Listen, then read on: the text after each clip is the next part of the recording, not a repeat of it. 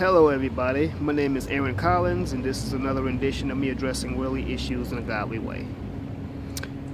One of the things that I do on my channel, in addition to doing social commentary on black issues, is discuss pop culture as it pertains to the entertainment industry. Being myself as an independent filmmaker, I try to keep abreast of things that are going on in the entertainment industry. And I try to talk about things accordingly as they happen. Recently, the movie Get Out just was premiered, and it's been going to a positive review. It's got a lot of favorite reviews, a lot of good ratings. So this is going to be my review on Get Out. I just went and saw it, and I must say, it's a very well put together, thought out film. Get Out is the directorial debut of Jordan Peele. And for those of you who don't know who Jordan Peele is one half of the comedy sketch duo known as Key and Peele. Him and Michael Keegan Key, they had a show aptly named Key and Peele, which came on Comedy Central. You can check out episodes of the show on YouTube. Now for the commentary. Get Out is a psychological drama of, I could say, race relations as they pertain to today. I'm not going to give too many spoilers for the film. However, I will say this much. If you decide to go see Get Out, make sure you have a clear mind, make sure you have an analytical mind, because the movie is very coded, and if you're not mentally prepared for it, you could miss some things. But the movie, it's deep. The story takes place, the setting is the protagonist, Chris, who's a black man who's in an interracial relationship with a white woman named Rose. Well, Rose decides to take Chris to go meet her family, which live in a little small rural area, typical southern town. Well, out of concern, Chris asks Rose, does her family know that she's bringing home a black man? To which she playfully responds no. And Chris tells her, well, don't you think you should let them know? So fine, they're on their way. So as they're on their way driving to be with her parents, a series of strange occurrences starts to happen, like a deer jumping out of nowhere and hitting the windshield, and then a police officer that's talking to them about the accident asks Chris for his license, even though he wasn't the one that's driving. Well, after they get that straightened out, his girlfriend Rose is being the mouthy one. She practically cusses the cop out. After a while, they get sent on their way. So finally, they're at her family's house. Rose's last name is Armitage. So she's meeting her father, her father, Dean Armitage. I forget her mom's name, but her mom also plays a major role too, because her mom is a hypnotherapist. Now, once again,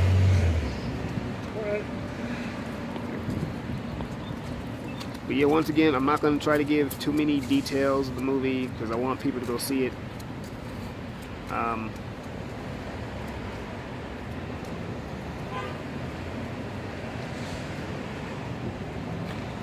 But Get Out is a psychological thriller, at least. This movie also reveals a lot of racial innuendos and stereotypes that we deal with today. The movie deals with the psyche, in my opinion, of white supremacy. And during the introductions, one thing that I noticed is that when Chris is talking to Dean Armitage, who's Rose's father, he resorts to calling him my man and saying, and then in describing the relationship between him and his daughter, he says, how long has this thing been going on? Fang, as if to say, man, I like that fang. Doesn't ask him how long has this relationship been going on. He says this thing. So that's one clue to me right there of how when black people do have interactions with white people, it's like a lot of times white people have a way of going out of their way of trying to placate us or trying to fit in by using a lot of the euphemisms and slang terms that we use when we talk to each other, when all that's completely unnecessary and called for. So anyway, he's talking with him, and he calls him my man a few more times, and after a while he starts to warm up to Chris. Fine. Oh yeah, he even tells Chris, goes as far as to tell him that he would have voted for Obama, which is another clue of white people trying to relate to black people. Okay, so you would have voted for Obama. Oh, okay. All right.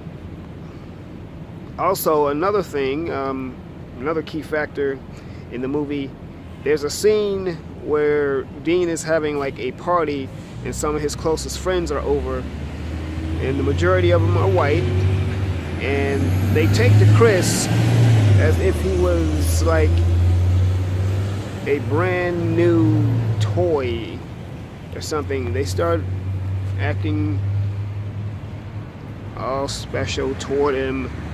They start treating him like he's just something new, just a new accessory. There's even one scene in the movie where they're having a bingo game. Now, I paid close attention to this. They're having a bingo game, and and Dean is doing these hand notions.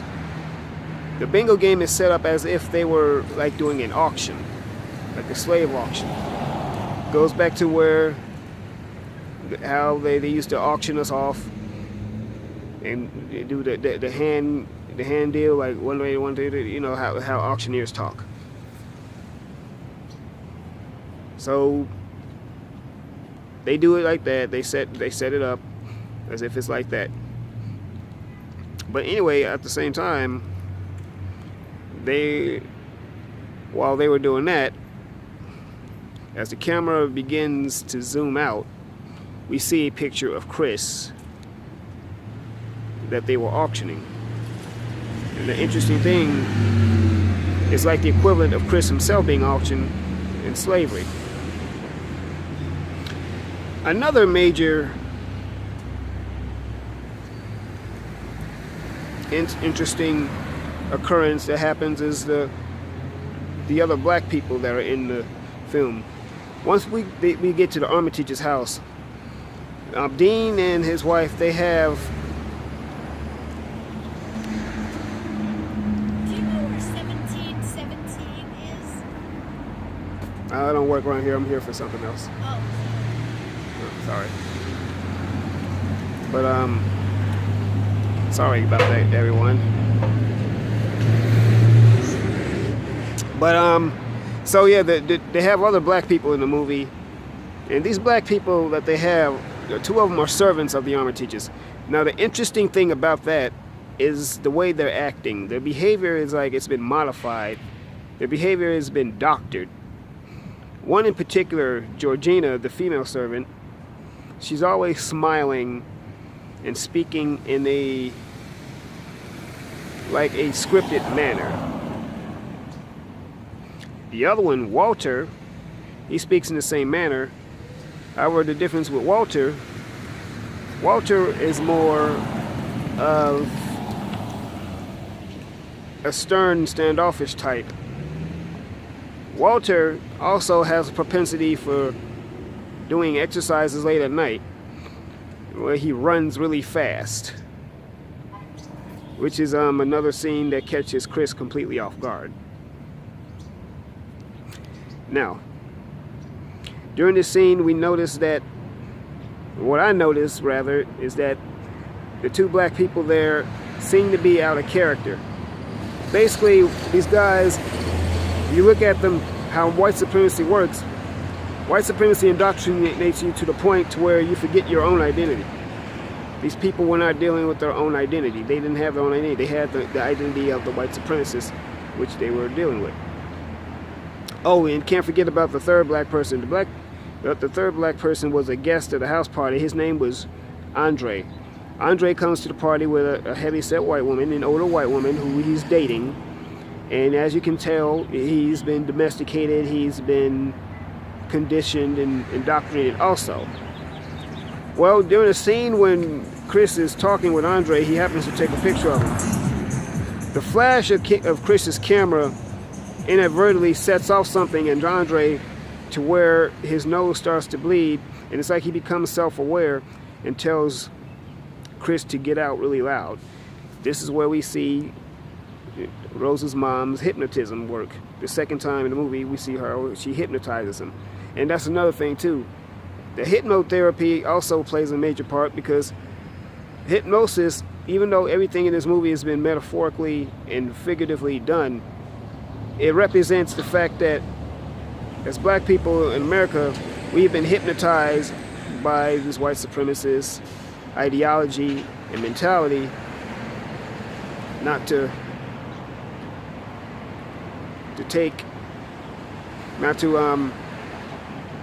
deal with our own selves and our own identities. We've been taught to deal with, it's like we've been literally taught to deal that white people are the cream of the crop, that they're the gold standard as far as acting. But it's a really psychological film. What I'm saying, it really doesn't no justice, but at the same time, what I'm telling you, I'm trying to talk and not give too many spoilers. But anyway, like, comment, subscribe, share this video. Let me know what you think. Get in the comments. And yeah, and go get out there and see Get Out. It's literally a movie worth seeing. And the interesting thing about Jordan Peele is that he is in a relationship. He's biracial himself, not to mention he's married to a white woman. So who knows, maybe he's telling a story about his own life. Wouldn't know.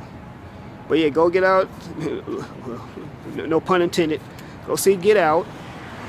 Like, comment, subscribe, share this video. And remember, once again, when you do see it with an analytical mind, because you don't want to miss anything.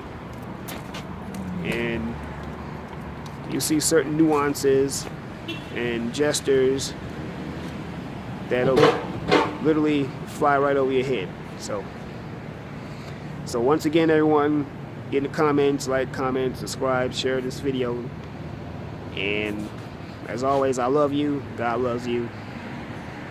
And let's just do life.